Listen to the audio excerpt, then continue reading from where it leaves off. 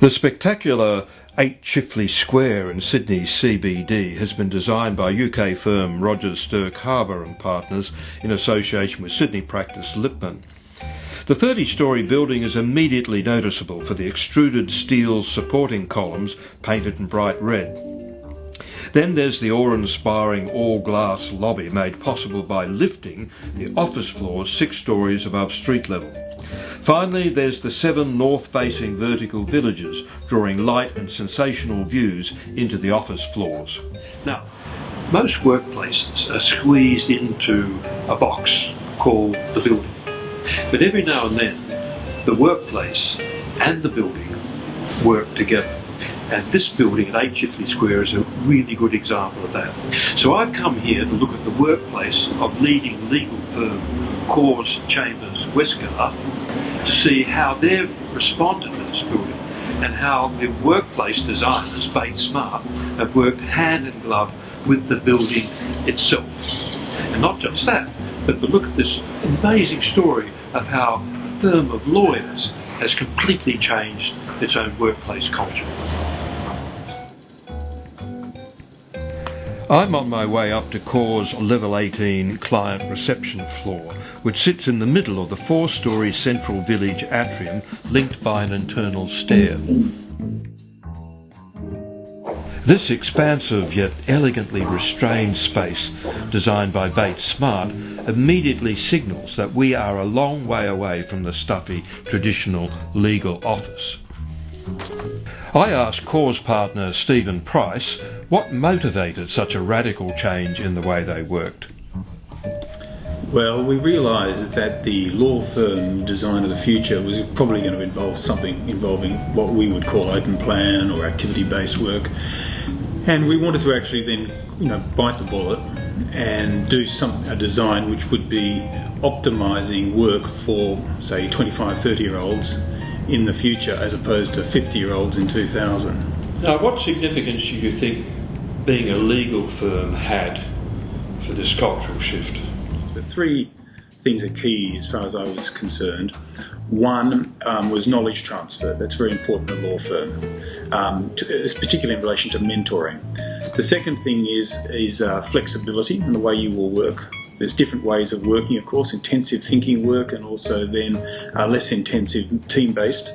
And then speaking of team-based, the third thing was really in relation to collaboration between teams and within teams. So those 3 things are very important within a law firm, and with technology and a smarter workplace design, you could meet those.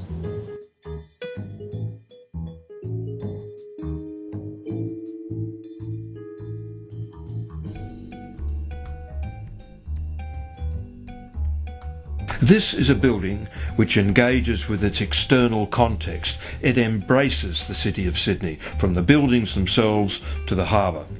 At the same time, it is a part of the city and brings the city inside.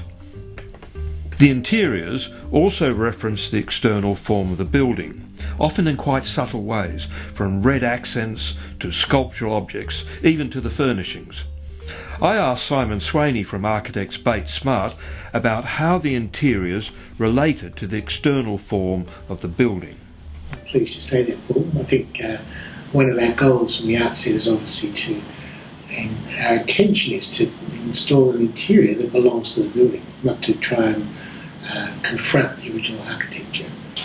I think the Rogers Lipman building is a very tough building. It's very much in the stable of Rogers buildings, being very structurally expressive. It's tough materials. It's concrete and steel. So we wanted to work with that, but equally we're dealing with a client who needed a sense of humanity. So we've taken the geometry of the base building, the diagonal forms has been used in a number of ways through the fit-out. We've tried to expose those elements of the building that are visible from within, and really to celebrate the strength of this architecture. To that, I'd like to think that we've added a layer of humanity. So through materiality, through texture, and through detail, there's a much greater softness than the base building provides. Oh, the building was huge. It was really the enabler in a number of ways. One, it's a quality piece of architecture. So we really it was important for us then to put a quality fit out which married that workplace. Married that building, if you like. In other words, didn't fight against it. So there's a lot of glass, it's open, so what we put inside had to be open as well and embrace the light rather than closing it off with offices. The second thing is the building has small floor plates, as you would have seen, and a series of vertical villages.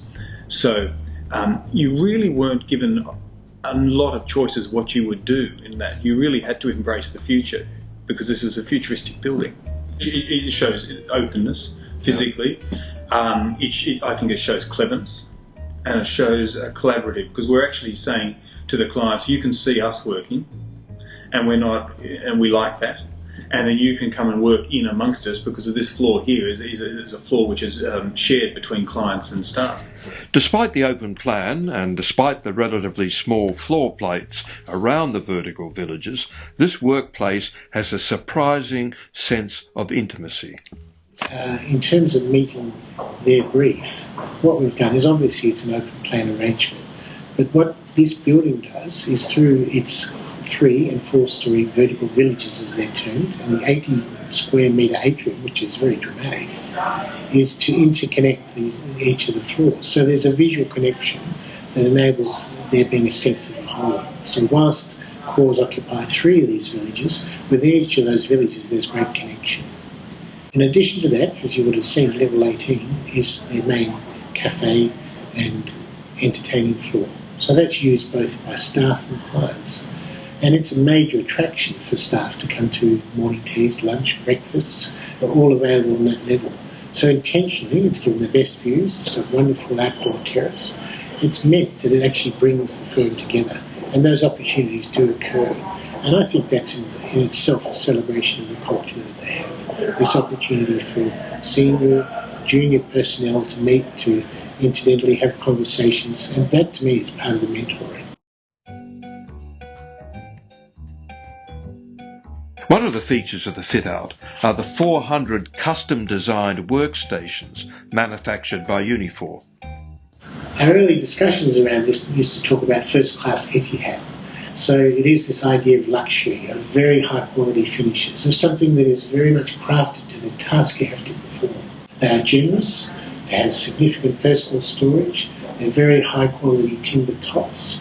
There's leather trimming, fabrics especially selected, and Unifor brought that whole package together as a very beautifully detailed, very specially made object.